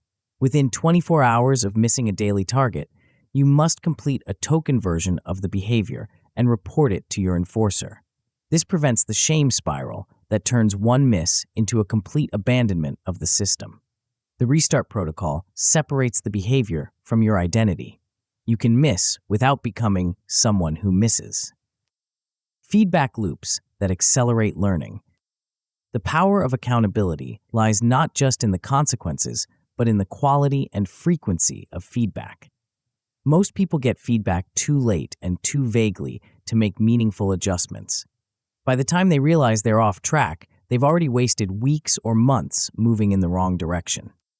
Design a midweek checkpoint system that takes no more than 10 minutes but provides clear directional guidance. Every Wednesday, send your enforcer a simple status update: green, on track; yellow, concerning trends; or red, immediate intervention needed. Include one specific adjustment you're making based on the data so far. This brief check-in catches problems early and maintains momentum between weekly reviews. Schedule weekly 30-minute reviews that focus on metrics, lessons, and next sprint changes. Don't just report what happened, analyze why it happened and what you'll do differently. What patterns are emerging? Which strategies are working? What obstacles are you encountering repeatedly? The goal is to compress your learning cycle so you improve faster than people who only reflect monthly or quarterly. Conduct monthly strategic debriefs that examine trend lines, identity shifts, and system optimization. Are your lead metrics actually driving your lag metrics? Is your identity evolving in alignment with your goals? What environmental or social changes would accelerate your progress? These deeper reviews ensure you're not just executing consistently, but executing the right things consistently. Keep your feedback dashboard simple: 3 numbers maximum. Too many metrics create analysis paralysis and dilute focus. Choose 1 lag metric that represents your ultimate goal and 2 lead metrics that represent your daily drivers. Everything else is noise that distracts from the essential feedback loop. The network effect of mutual accountability. When your accountability system reaches critical mass, something remarkable happens. You stop being someone who needs accountability and start becoming someone who provides it. This transformation multiplies your own results while creating a culture of high performance around you. As you consistently hit your targets and maintain your systems, other people start asking how you do it. They want the same reliability, the same momentum, the same calm confidence that comes from knowing you'll deliver on your commitments. You become a model of what's possible when accountability is designed correctly. Start offering to be an enforcer for others who are serious about their goals. This serves multiple purposes. It reinforces your own commitment to high standards. It surrounds you with other people who value accountability, and it creates reciprocal relationships where everyone is invested in everyone else's success. Share your boring consistency publicly to normalize the accountability process. Don't frame it as heroic achievement. Frame it as systematic execution. When others see you treating accountability as a normal part of high performance rather than a sign of weakness, they become more open to building their own systems. The compound effect of mutual accountability creates what psychologists call a culture of commitment. When everyone in your circle expects reliability from each other, reliability becomes the default rather than the exception. Missing targets starts to feel socially awkward. Hitting targets becomes unremarkable. Excellence becomes the baseline expectation. But even the strongest accountability system can't protect you from the ultimate productivity killer: the inability to maintain deep focus in a world designed to fragment your attention. The next chapter will reveal how to build impenetrable focus walls that guard your most important work from the chaos of modern life. Chapter 8: Focus Walls. Your phone buzzes. You glance at it, just for a second. It's nothing urgent, but now your train of thought is derailed. You try to get back to your important work, but your brain feels scattered. What were you thinking about? Where were you in the process? The momentum is gone. This scenario plays out dozens of times per day for most people. They think they're working for 8 hours, but they're actually doing shallow, fragmented work punctuated by constant interruptions. Their attention gets sliced into tiny pieces, none large enough to produce anything meaningful. Meanwhile, a small group of people seem to operate in a different reality. They produce more in 2 focused hours than most people produce in an entire day. They solve complex problems, while others are still figuring out what the problems are. They learn faster, create better work, and somehow remain calm in the chaos that overwhelms everyone else. The difference isn't talent or time, it's the ability to build impenetrable barriers around their most important work. They've learned to construct what I call focus walls, systematic boundaries that protect deep thinking from the attention economy that profits from your distraction. This chapter will show you how to build these walls so effectively that interruption becomes impossible and depth becomes inevitable. By the end, you'll understand why protecting your attention is the ultimate competitive advantage in a world designed to fragment it. The attention economy's war on your brain. Every app on your phone, every website you visit, every notification you receive is designed by teams of neuroscientists and behavioral economists whose job is to capture and monetize your attention. They use variable reward schedules, social validation loops, and fear of missing out triggers to keep you checking, scrolling, and clicking. This isn't an accident or a side effect, it's the business model. Your attention is the product being sold to advertisers. The longer they can keep you engaged, the more money they make. They've invested billions of dollars in understanding exactly how to hijack your brain's reward systems and keep you coming back for more. The result is an environment that's fundamentally hostile to deep work. Your brain is constantly being pulled toward shallow, reactive tasks that feel urgent but don't move you toward your goals. You end up spending your days responding to other people's priorities instead of advancing your own. Most people try to fight this with willpower, but willpower is no match for billion-dollar attention engineering. You need systematic defenses, technological, environmental, and behavioral barriers that make distraction difficult and focus easy. You need to build walls that are stronger than your impulses and more reliable than your motivation. The most successful people understand that attention is their scarcest and most valuable resource. They guard it more carefully than they guard their money, their time, or their energy. They know that everything else, productivity, creativity, learning, problem-solving, flows from the ability to sustain focused attention on what matters most. The multitasking myth that's killing your output. Before we build your focus walls, we need to destroy 3 myths that keep most people trapped in shallow work patterns. Myth 1. Multitasking makes me more efficient. This is perhaps the most expensive lie in modern productivity culture. Your brain doesn't actually multitask. It rapidly switches between tasks, and each switch carries a cognitive cost.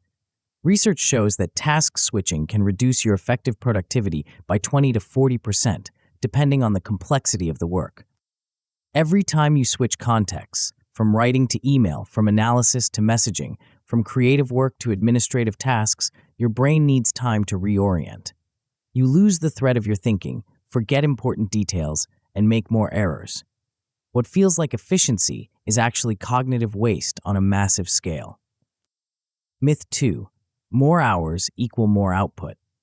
This assumes that productivity is purely a function of time invested, but it ignores the quality of that time. 2 hours of deep, focused work often produce more value than 8 hours of distracted, shallow work. The goal isn't to work more hours, it's to make the hours you work dramatically more effective. Intensity beats duration when it comes to meaningful output. A surgeon doesn't improve by operating for longer hours, they improve by maintaining perfect focus during the hours they operate. The same principle applies to knowledge work. Concentrated attention produces exponentially better results than distributed attention. Myth 3. I need to track everything to stay on top of things. This leads to dashboard bloat, monitoring so many metrics that you lose sight of what actually matters. When everything is important, nothing is important. When you're tracking dozens of variables, you're not really tracking anything useful. The most effective people track fewer metrics, not more. They identify the vital few indicators that drive their most important outcomes and ignore everything else. This clarity allows them to make faster decisions and take more focused action. Architectural principles for deep work blocks. The foundation of focus walls is time boxing, creating sacred blocks of time that are protected from all interruptions and dedicated to your most important work. These aren't casual work sessions. They're high-intensity sprints designed to maximize cognitive throughput. Choose 2 daily time slots that will become your non-negotiable deep work blocks. Treat these like investor meetings or medical appointments, immovable commitments that everything else must work around. The specific times matter less than the consistency. Whether it's 6 to 8 a.m. or 2 to 4 p.m., the key is making these blocks predictable and protected. Each block should run 50 to 75 minutes, long enough to get into flow state, but short enough to maintain intensity throughout. Your brain can only sustain peak focus for limited periods, so trying to work deeply for 3 or 4 hours straight usually results in diminishing returns. Better to have 2 intense 60-minute blocks than one unfocused 120-minute session. Implement a one-window rule during your deep work blocks. Close every browser tab, application, and document except the single thing you're working on. This eliminates the visual cues that trigger context switching and reduces the cognitive load of managing multiple information streams. Your screen should show only what you need for the current task. Turn off all notifications, email, messaging apps, social media, news alerts, everything. Put your phone in another room or in airplane mode. Use website blockers to prevent access to distracting sites. The goal is to create a completely interruption-free environment where the only option is to work on your priority task. Start each block with a clear timer and end with a hard stop alarm. The timer creates urgency and helps you maintain intensity. The alarm prevents block creep, the tendency for focused work sessions to expand and disrupt the rest of your schedule. When the alarm sounds, you stop, regardless of where you are in the work. Building your North Star dashboard. While you're protecting your attention from distractions, you also need to focus it on the right targets. This requires a simple, visual dashboard that shows you exactly what matters and how you're performing against your most important goals. Your dashboard should contain exactly 3 metrics, 1 lag metric and 2 lead metrics. The lag metric represents your ultimate goal, the outcome you're trying to achieve. This might be monthly recurring revenue, completed projects, skill assessments passed, or any other result that matters to your long-term success. The 2 lead metrics represent the daily behaviors that drive your lag metric. These are the inputs you control directly through your actions. If your lag metric is revenue growth, your lead metrics might be qualified prospects contacted and proposals sent. If your lag metric is skill development, your lead metrics might be practice sessions completed and feedback sessions scheduled. Make your dashboard visual and immediate. Use charts, graphs, or simple tallies that show trends over time. Color code your status: green for on track, yellow for concerning, red for immediate attention needed. The goal is to understand your performance at a glance without having to analyze complex data. Update your dashboard immediately after each deep work block. This creates a tight feedback loop between action and measurement, allowing you to adjust your approach in real time rather than waiting for weekly or monthly reviews. The faster you can identify what's working and what isn't, the faster you can optimize your efforts. Keep your dashboard visible during your deep work blocks. This serves as both motivation and guidance, a constant reminder of what you're working toward and how your current session fits into the bigger picture. When you can see your progress accumulating in real time, it reinforces the value of maintaining focus. The 3-line review protocol. How you end each deep work block is just as important as how you begin it. Most people simply stop working when their time is up, but this wastes the learning opportunity that comes from reflection. A brief, structured review transforms routine work into conscious improvement. Immediately after your alarm sounds, write 3 lines: what you accomplished, what you learned, and what you'll do next. This takes less than 2 minutes, but provides crucial data for optimizing future sessions. The accomplished line reinforces progress and builds momentum. The learned line captures insights that might otherwise be forgotten. The next line eliminates startup friction for your next session. Use your review to adjust tomorrow's plan based on today's reality.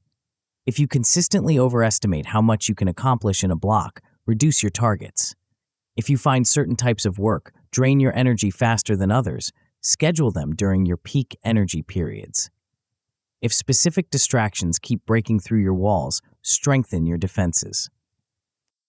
Update your dashboard immediately after your review while the data is fresh in your mind.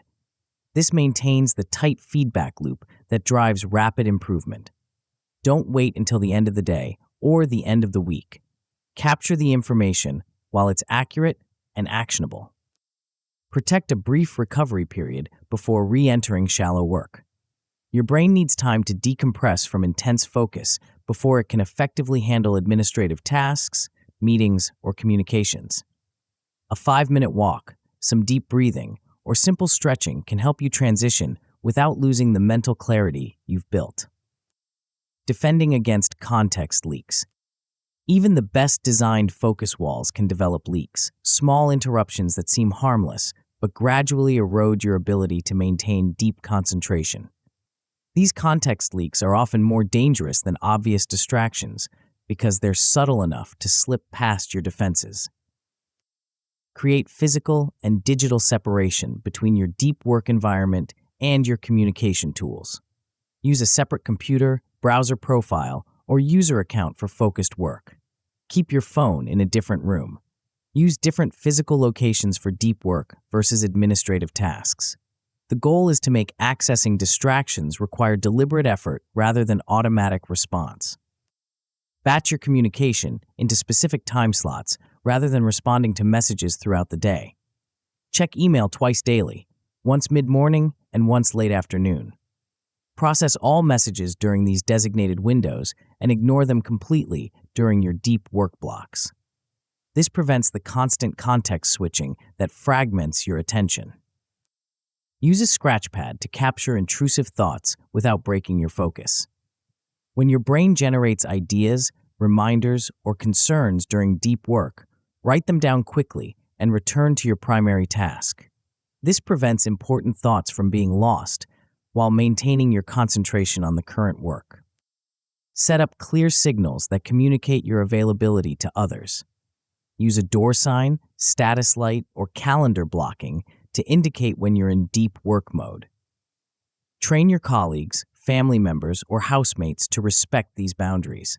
Most interruptions happen because people don't realize you're trying to focus, not because they're intentionally disruptive. The compound effect of protected attention.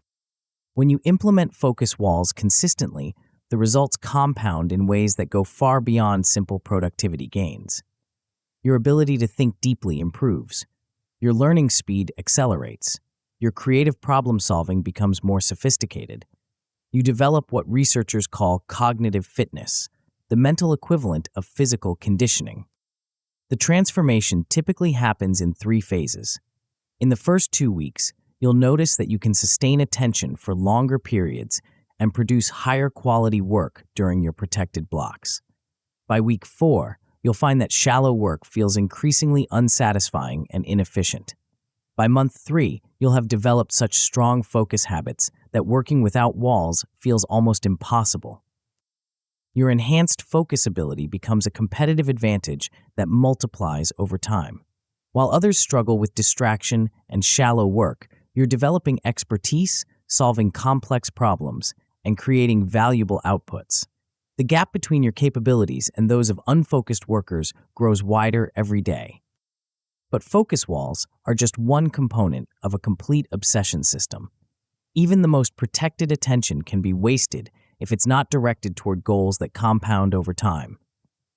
The final chapter will show you how to integrate everything you've learned into a sustainable system that grows stronger with age, turning productive obsession from a temporary sprint into a permanent way of operating. Chapter 9. Keep climbing. You've built the machine. The loops are firing. The streaks are growing. The walls are holding. For the first time in years, maybe ever, you feel the quiet confidence that comes from knowing you'll deliver on your promises to yourself. But here's what separates the people who sustain transformation from those who eventually drift back to old patterns. They understand that mastery isn't a destination you reach. It's an operating system you refine. The goal isn't to perfect the system and then coast. The goal is to build a system so robust and adaptable that it keeps improving itself, even when you're not consciously working on it. This final chapter is your consolidation and launchpad. You'll compress everything you've learned into a simple, repeatable routine. You'll design a 12-week expansion plan that scales your results while reducing your effort. Most importantly, you'll lock in the identity shift that makes all of this feel natural rather than forced. By the end, you'll understand why some people seem to effortlessly maintain high performance for decades, while others burn out after a few months of intensity. The secret isn't in working harder, it's in building systems that make excellence feel inevitable. The complete system in one page. Let's distill 8 chapters of strategy into a single-page operating manual you can reference daily. This isn't a summary, it's your command center, the essential elements that drive everything else. Your foundation is the engineered loop. Cue triggers action, action delivers reward, reward reinforces the cue. Every productive behavior in your life should follow this pattern. When you wake up and see your workout clothes laid out, that's your cue. When you complete your workout and mark an X on your wall calendar, that's your reward. When you feel proud looking at your growing streak, that's the reinforcement that makes tomorrow's workout more likely. Your fuel system is dopamine budgeting. Front-load micro-wins, add strategic surprises, protect your drive from reactive tasks. Start each day with one clean victory before touching email or social media. Celebrate small completions immediately. Randomize occasional bonuses to keep your brain's reward system engaged. Your neurochemistry becomes your ally instead of your enemy. Your anchor is identity lock. I am the type of person who statements backed by daily evidence. Not, I want to build a business, but I am a builder who ships one asset every morning. Not, I should exercise more, but I am an athlete who trains daily at 6 a.m. The behavior flows from the identity, not the other way around. Your momentum comes from streak protection, visible chains, floor and ceiling rules, 24-hour restart protocols. The streak becomes valuable in itself, creating loss aversion that pulls you forward even when motivation dips. Missing once is human. Missing twice starts a pattern. The restart protocol prevents one miss from becoming identity collapse. Your environment is friction designed. Subtract steps from starts. Add steps to distractions. Pre-stage tomorrow's work tonight. Keep essential tools within arm's reach. Hide alternatives. Make the right choice easier than the wrong choice. Your surroundings become a silent coach that nudges you toward productive behaviors. Your safety net is accountability. Public commitments, real stakes, frequent feedback. Private promises bend under pressure. Public contracts hold firm. When others expect reliability from you, reliability becomes part of your reputation. When missing costs you money or status, missing becomes genuinely expensive. Your fortress is focus walls, time-boxed blocks, single-window rules, 3-metric dashboards. Protect your attention like the scarce resource it is. Deep work compounds skills and outputs. Shallow work just maintains. The quality of your attention determines the quality of your results. The transformation you've already begun. If you've been implementing these strategies as you read, you've already started to notice fundamental shifts in how you operate. You're not just more productive, you're more reliable. You're not just hitting targets, you're becoming the type of person who hits targets. The most profound change is that you've stopped negotiating with yourself. When your cue fires, you start. There's no internal debate, no weighing of options, no waiting for the right mood. The decision was made when you designed the system. Your job is simply to execute the pre-programmed response. You've transformed goals into systems, systems into identity, and identity into results. Instead of hoping you'll find motivation to work on your business, you've become someone who ships daily. Instead of trying to remember to exercise, you've become someone who trains every morning. The external behavior reflects the internal truth of who you are. You operate with strategic calm, less drama, more delivery. There's no frantic energy, no emotional roller coaster, No boom-bust cycles, just steady, relentless progress that compounds over time. You've learned that consistency beats intensity, that systems beat goals, that identity beats willpower. This transformation extends far beyond your work. When you become someone who keeps promises to yourself, every relationship improves.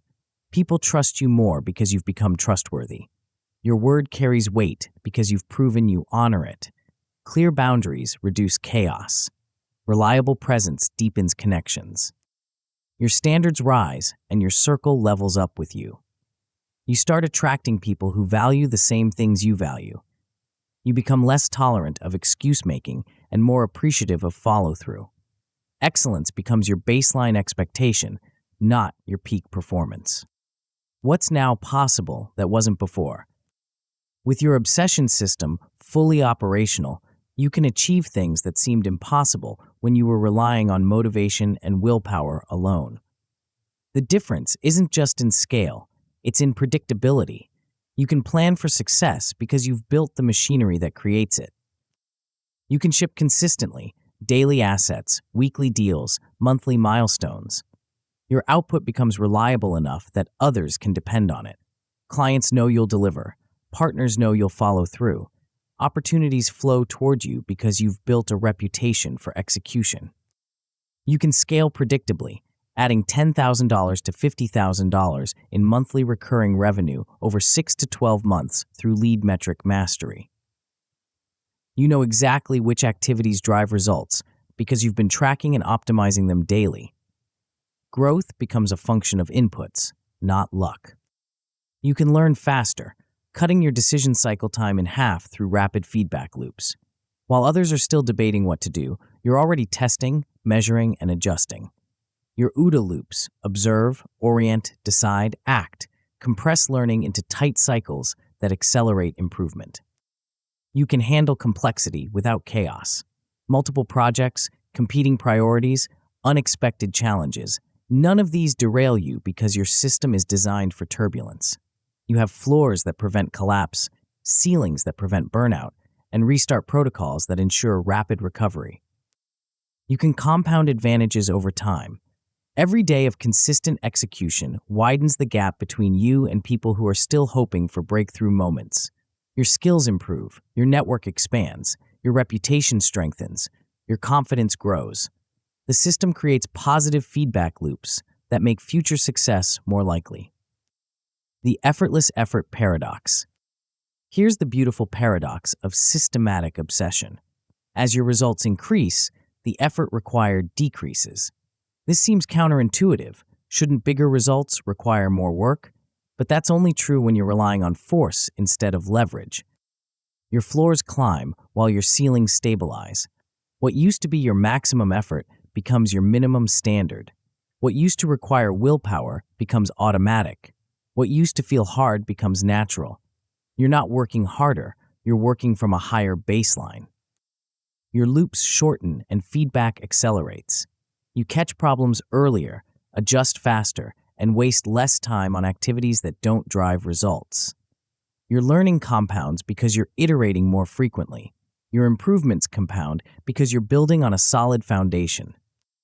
Your obsession shifts from push to pull. Instead of forcing yourself through resistance, you're drawn forward by momentum. Instead of fighting your nature, you're expressing it. Instead of trying to become disciplined, you've become someone for whom discipline is simply part of who you are. This is the difference between sustainable high performance and burnout-prone intensity. Intensity requires constant energy input. Sustainability creates its own energy through positive feedback loops. You're not running on willpower. You're running on identity, environment, and systematic momentum. The most successful people understand this principle intuitively. They don't try to maintain peak effort indefinitely. They build systems that make peak performance feel effortless. They create conditions where excellence becomes the path of least resistance. Your next 12 weeks. Now that you understand the complete system, it's time to design your expansion plan. The next 12 weeks will determine whether this becomes a temporary improvement or a permanent transformation. The key is scaling gradually while maintaining the core elements that got you here. Weeks 1-4, consolidation phase. Your only goal is to maintain your current system without adding anything new. Protect your streaks. Honor your accountability commitments. Defend your focus walls. Resist the temptation to optimize or expand. Consistency beats complexity at this stage. Weeks 5-8, optimization phase. Now you can start refining your system based on what you've learned. Adjust your floors if they're too easy or too hard. Modify your rewards if they're losing effectiveness. Strengthen your weakest friction points. Add one new lead metric if your current ones are mastered. Weeks 9-12, expansion phase. With your foundation solid, you can begin scaling to new arenas. Choose one additional area, a new skill, a new revenue stream, a new relationship goal, and apply the complete system. Don't abandon your original focus. Add to it systematically. Throughout all 12 weeks, maintain your weekly reviews and monthly strategic assessments. Track your lead metrics religiously. Celebrate your streak milestones. Share your progress with your accountability partners. The system only works if you work the system. By week 12, you should have proof that this approach scales. Your original arena should be producing predictable results with minimal effort. Your new arena should be showing early signs of momentum. Most importantly, you should feel confident that you can apply this framework to any goal, any challenge, any opportunity that matters to you. The moment of truth. Everything you've learned, every system you've built, every identity shift you've made comes down to this moment. You have a choice to make, and it will determine the trajectory of everything that follows. You can close this book, feel inspired for a few days, and gradually drift back to your old patterns. You can treat this as interesting information rather than actionable intelligence. You can wait for the right time to start, which never comes. Or you can refuse average. You can protect the start. You can protect the streak. Pick one arena right now. Not tomorrow, not next week, not when things calm down. Now. Choose one specific measurable outcome you want to achieve in the next 30 days. Write it down. Make it numeric. Make it matter. Define your 2-minute starter and tie it to a fixed cue you encounter daily.